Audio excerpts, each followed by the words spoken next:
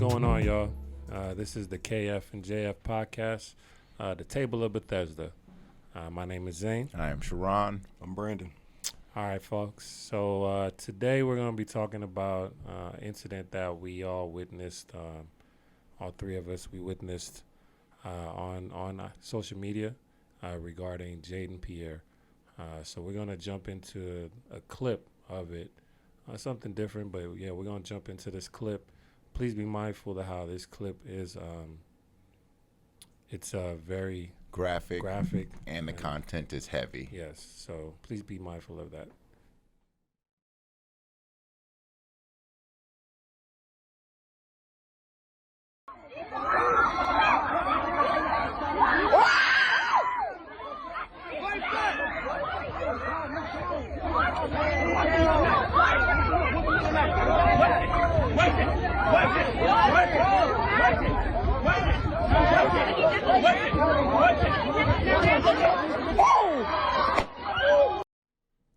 So yeah, that was the scene of the situation that happened with Jaden Pierre.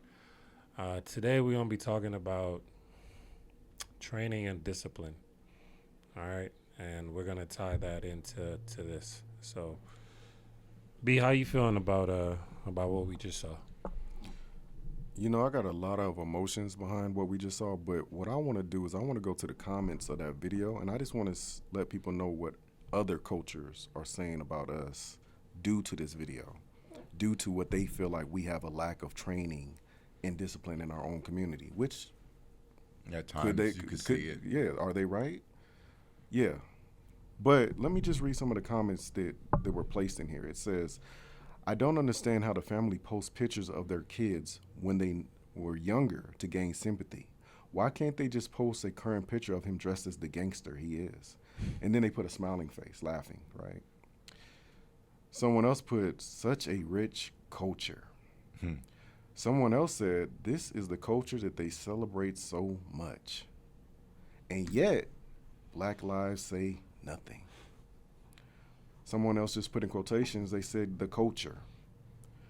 Someone else says triggers. Someone says doesn't fit the Democratic narrative, and that's why it didn't make public news. Listen, I am an African-American man with a 14-year-old son and an 11-year-old daughter. It's a hard video to watch, right? And you get mixed emotion because, yeah, I'm proud to be Black, African American, whatever you want to call yourself. But our culture sometimes we got to do better. We got to do better. Like, the fact is, this kid, regardless of any other situation, if he was a gang member or not, does not look to me as though he is a gang member. He is dressed in basketball attire, and he is at a basketball court. The other guys come up to him that are stumping and beating on him, slapping him. They're in Nike Tech. He was already had his hands up. He didn't want to fight. He wasn't being aggressive back. There was no reason for him to get slapped and shot. If you're gonna slap him, slap him. If he did something that deserved to get slapped, slap him. But at this point, we look like cowards. A lot of times I see videos like this, and you look in the comments, and the first thing they want to put is they want to put the usual suspect, right? And it gets under my skin, but at the same time, it's like, are they telling the truth? And sometimes the truth can be a thing that when it's said by somebody else, we take it so personal, we take it to the heart, but then we come together in our own circles and we say the same exact thing. So how are we going to get mad at somebody for saying something out loud? Like, listen, if you got a bad kid and somebody tells you got a bad kid, you know you got a bad kid, let's just accept the fact that you need to do something to change him. Right. We need to do something to change our community. Or what they see. Because it's, even as people, like our culture is the most copied, emulated culture there is. Everything that, as far as music, clothes, dress, and style. But the one thing that is, we're always on spotlight as people, everything that we do, and just the representation, not having that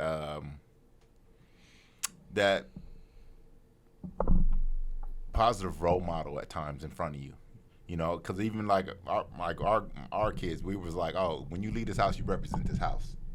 Period. Your name. How come we don't have that mindset when you walk outside, you representing this culture, you representing black people? Because they don't. We wasn't raised that way. When I say we weren't raised that way, we don't know enough about our own history to even be that aware. Is it that we keep clapping for stupid stuff? Oh, we clap for the stupid stuff because that's what's on TV. Look at reality TV. But do we turn it off? No, they watch it because they want it. You want it now. You see so many people fighting and doing stuff. That's all you see clips of. I laugh at it because there's so many people. Now I'm like, my rule of thought is like, you shouldn't be able to own a gun unless you lost a fist fight. Because half these people are shooting people because they can't fight. You'll run your mouth and get yourself into a pocket, and then somebody put their hands on you, then now you got to go get a gun. But if you never put yourself in that pocket initially, you would never have to go get the gun. When did it become cool to kill someone? Back in BC. I don't think it was ever cool. I think it was But we play music glorifying it. I think it's one of those We watch movies. Some of our favorite movies we talk about are glorifying this type of lifestyle. yeah. Yeah.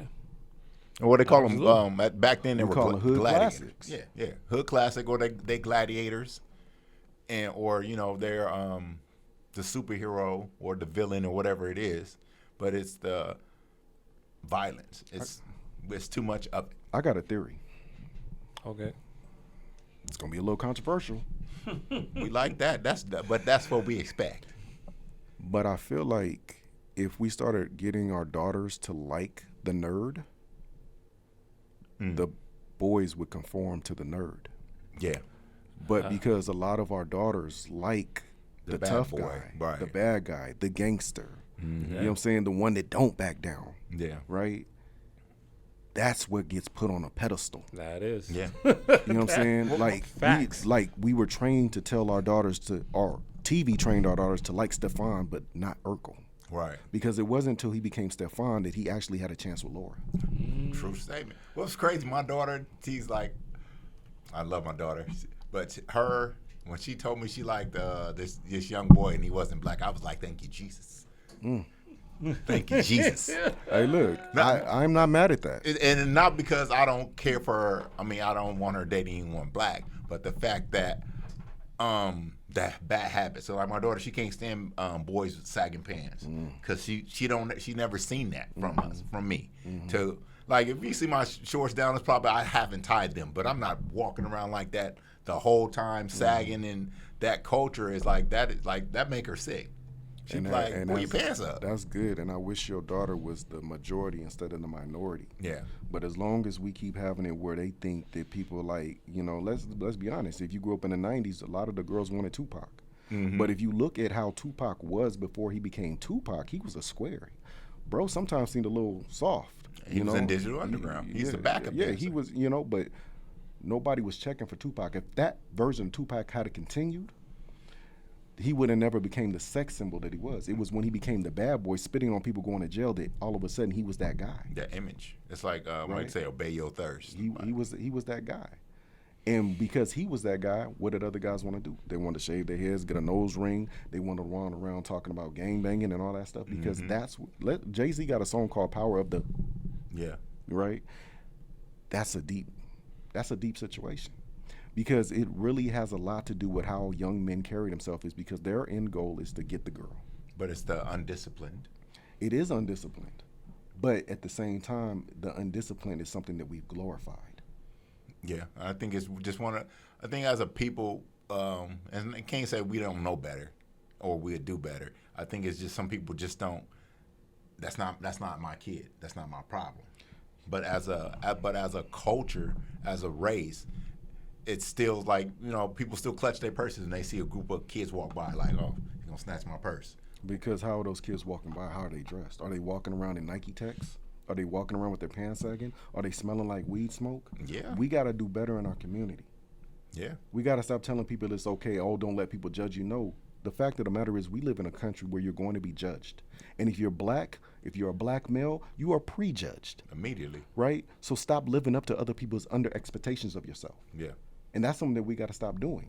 We got to stop having this same slave mentality and just thinking that anytime anybody says anything outside of or what we believe is okay is an insult. All right. If a white person says, I don't know why these black kids are walking around with their pants sagging, at the same time, we'll get mad because why are you talking about black people? Right. But is he wrong? Is she wrong? Heck, I'm gonna be honest with you. Sometimes when I move in the neighborhood, I'm counting the black households. I'm like, immediately, like, 'cause you'll know if the property value went down, like, Right. too many of us moving on one block, like, it's bad for business. I done moved to an apartment complex and I go drive through and just to see. I'm like, okay, cool. Asian lady, I might move here. Indian lady, I might move here. But if I walk in there and I see Keisha, LaKeisha, Keisha, Right. I'm just like, bruh, this ain't it. It's not it. I can't. Because I know she got a baby daddy or two, and I know he probably ain't on the lease, and I know he probably like he gonna be aggressive. Apartment smelling like weed smoke, bro. I don't need that coming up. I don't smoke. I don't need the secondhand. Right. And I don't need my kids influenced by it. I don't need them influenced by it. I feel you. Right. So so when I go places and I see Sue Kim, and I see the lady with the dot on her forehead, I'm like, this is the place for me. Yeah. Because Because you have to be mindful where you raise your kids at. I got something. Anyways, I got before you say what you say, let's take a break. We're gonna come back to Zane.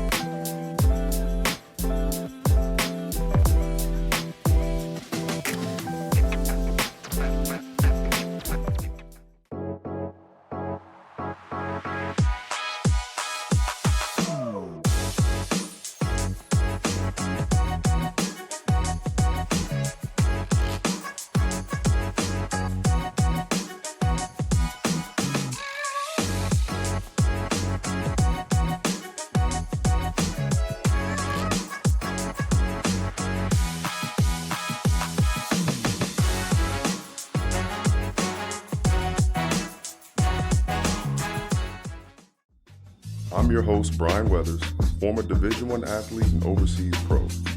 Each week, I sit down with players, coaches, and grinders who lived the game but didn't always reach the dream. From college standouts to overseas warriors, this is where we unpack the truth. Behind the journey, the highs, the lows, the heartbreak, and life after the final buzzer. He's on his way, he's about to get paid, he's on his way to Hollywood. He's on his way. And we're back. And as you see, we have a special guest at the table. We have Zane's wife, Camille. Hey, sis. Hello. She was sitting in with us today, and this topic actually brought a memory back to her. And, earlier we were talking about how, unfortunately, sometimes our women fall in love with the imagery of the bad boy. And Camille was going to tell us what made her fall in love with Zane. What made you fall in love, babe? I absolutely agree with that. We do glorify the bad boys. That's the attraction. Like, oh, my husband's he's about to get down. Like, he can fight. Those are the things. It's not the, oh, he's a good guy. Oh, he has a good heart. He's gonna be a good husband. It's the bad boy. That's what it was for me. We were at, do you remember Club Cadillac? Yes, I do. Stop it. We were at Club Cadillac, and we're in there, we're dancing and doing everything else, and all of a sudden he disappears. And I'm like, oh my God, where'd he go? He was outside fighting. He was literally dragging somebody through a car window. And in that moment, I was like, oh my God, that is my man. I want him. And literally, I fell in love in that moment. I was like, oh, he a thug. And that was my whole, I was like, oh, he's thugged out. He a bad boy. He can fight. I didn't care about nothing else. I just kind of felt like, I knew That he could could stand protect on you. business. Yeah. You know what I'm saying? But, later on in the relationship, it's like you start to learn like, oh my God, because then in the relationship, it was people his friends calling him in the middle of the night, bro, come meet me. He would throw on his MHC shirt, remember? Yeah. Yes. And he would be gone in the 6'4", middle 2 of logo. Yeah, what's that? He would be gone in the middle of the night. Someone would call him up and he would be gone out fighting and he would come back home. And that was for a few years. But that's what it was. That's what made you fall in love? That's what made Was me it- fall in love. I think what made you fall in love was what happened later on in life, but I think what that time you probably fell into an infatuation. Oh, yes. That's what attracted you to him. Yes. Was No, the she was the already bad with him. boy. She was already with him. Yeah. She was attracted to his Absolutely. face. Yeah. She what made her more Attracted. He was like, oh, he a thumper. Oh, yeah. Yeah, that's what made her more so. But what made her fall in love was probably when he turned into a grown man, right? But with that being said, We always give thank you. context, so you guys have to understand. We always give context to our topics, Yeah. so y'all don't think we just up here having these just random weird conversations. To where we always have context to what we say, and it's true meaning. This is not stuff that we're just making up in our head or giving you our opinion. These are like facts, like real life stuff, and you can relate to them because you would not be subscribing and watching the show. we can have a whole show where Zane don't talk. So Zane, Man, nah, I totally agree with everything that how you guys are talking about right now, and I was trying to sit here and trying to figure out like how much of my life do I really put on this topic, and wifey came up, yeah, I was that guy. Something happened, I'm not running from nothing. But there was a reason for that. I'm saying I moved out here at a young age from a country called Trinidad. I'm saying in the Caribbean. When I moved out here, my parents, we moved to Moreno Valley or whatnot, but I had family that stayed in Compton. I'm saying I had family in Compton and family in Long Beach. And I remember going out there, during the summers or whatever. And let me tell you, when we talk about the topic training and discipline, right? I'm saying that's one of the reasons why, I wanted to do this topic is because the things that how we're trained at a young age definitely affect and impact who we end up becoming unless we find some type of discipline and go on a different path. And that's what my story is. I'm saying when I was young, yeah, I was out here in these streets, but it was because I saw something visiting my cousins, my relatives in Compton that I was just like, yeah, that's me. I want that. Yeah. You know what I mean? But it was seeing the glorification, of them, the glorification of their homeboys. Yeah, it was hectic. It was, this what y'all deal with on an everyday basis? Yeah, this is what we deal with. Running from this person, running from the police, running from that. And that's what we live in. You know what I'm saying? So it's like the bigger question from that I have is how do we stop that? You know what I'm saying? Like, how do we stop these kids from feeling like gang life is that life? Or violence is the way. because we keep clapping for bad behavior. Yeah. You know what I'm saying? But Like that, we're not. It's not just clapping.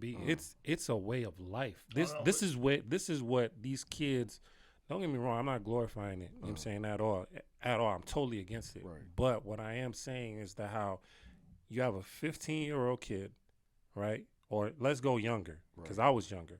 right. 11-year-old kid Mhm. saying you got a man telling him that how, yo, you either gonna join this gang, or you know what I'm saying, or something gonna happen to you, or it's gonna be a problem. Yeah, you You can put know what I'm in saying? this If work. you don't put in this work, it's gonna be a problem. You're gonna have a problem. Well, see that's not the root of the problem though. The root of the problem is too many people are putting it on a pedestal. Like it's the get thing to Right, do. right, but because like you said, an older man, right? Mhm. This is somebody you're looking at as an uncle or father figure, Triple right? OG. triple OG, whatever. Yeah. Right. That's how you're seeing this person. This person is put on a pedestal, so you're looking for a clap from him. You're looking for some type of It's not a clap, B. what is it? It's a fear. You're afraid of this person. You're afraid that how if you don't go, yo, you know what I'm saying, when you gonna come join the hood? This is what happens. Yo, when you gonna come join the hood? 'Cause you have different. Yeah, I'm not joining the So- hood, bro. so like, let- Because you're on I'm different. good. Because what he's saying, like, I understand what you're saying, but on a different level, you have some people that are grafted into this environment to where So- you have no choice. You're gonna join the hood one of way these or days. one way or the other. One way or another. And my thing is that's wrong. Yeah. So how do we help and how do we give advice to the young? We talked about mentor last, you know what I'm saying, one of these episodes.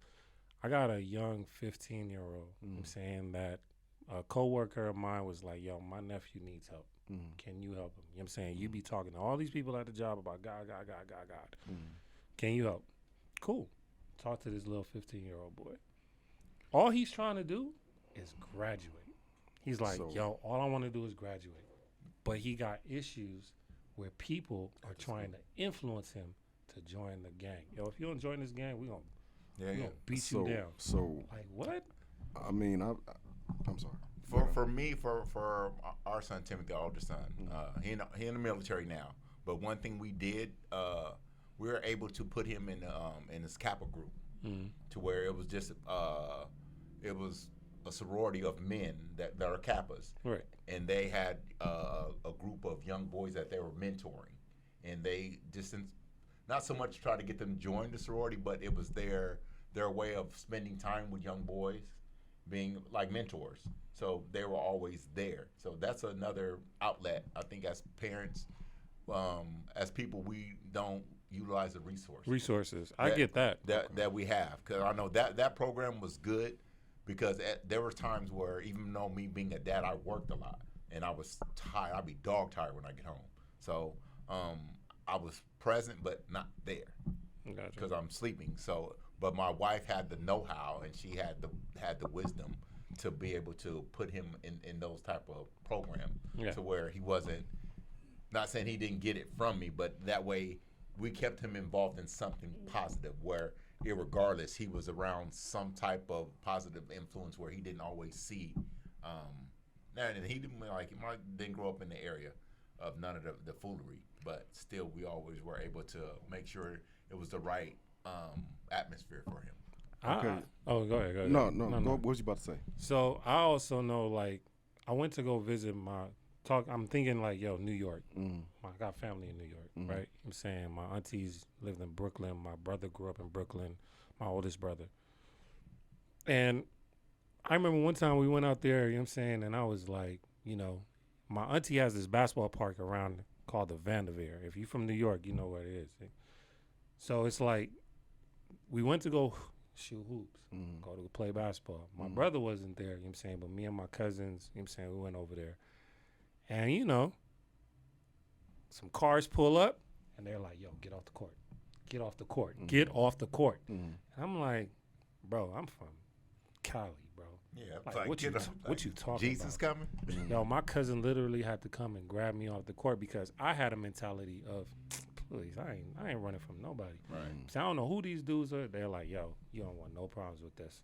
You know what I'm saying? So it's like we have this, we grow up with this mentality of toughness, Pride. of pride. You know what I'm saying? How, you know, I can do whatever. Yo, you can't do whatever.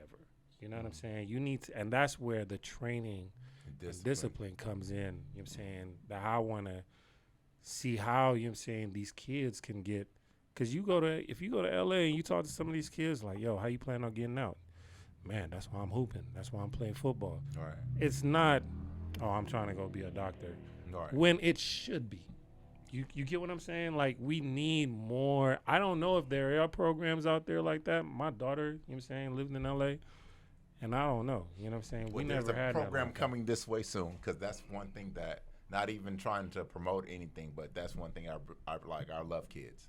So that's one thing that, like, God has put on my heart to do, is after school program dealing with STEMs. And that way, because, you know, as we all grew up, it was like, only way you getting out of the hood is a sport. Yeah. You know, and that's one of them things, is like, it shouldn't always be that. Like, you can get out, you should be able to get out of whatever area that you're in through education. And it's the being able to, having a program, I know I can be able to create engineers or get kids involved into engineering.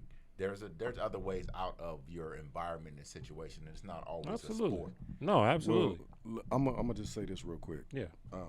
Not in necessarily rebuttal, but just being honest. Yeah, there's some people that are in situations where they live in the hood and they feel like they have to do this. All right. But we're talking about 2025. Yeah. Some of you guys live in the IE.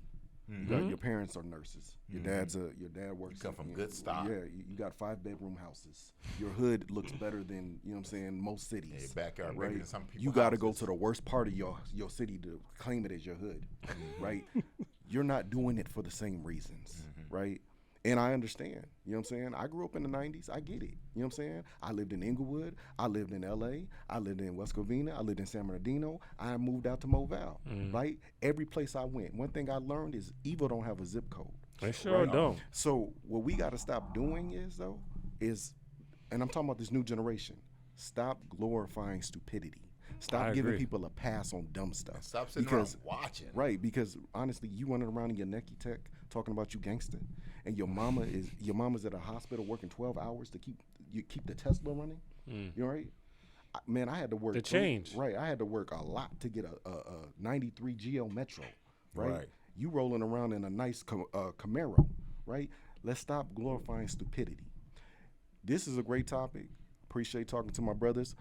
Once again, I'm Brandon. I'm Sharon. And I am Zane. And as we conclude, this is the end of season 1. Season 1. You know what I'm saying? So we're gonna be Season coming 1 with is done. season 2. Season 2 is gonna be a little bit different, but Whole lot different. but we definitely, you know what I'm saying, appreciate the support. We just appreciate all the Appreciate you guys. subscriptions, all the likes, and salute to you guys. Yeah, thanks for following. Thanks for subscribing. Really subscribe, because I be seeing all these views, but we ain't got no subscribers. You know, It don't subscribe. take nothing to just go ahead and click That's that it. button. Right. It's easy. And tell a friend. It may not be something every episode for you, but if you know a person that's dealing with or going through an issue or something similar, push them to the page.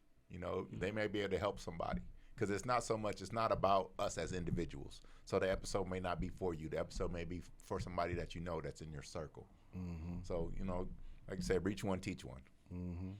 All right, y'all. See y'all later. Have a Chris good one. Brown, deuces.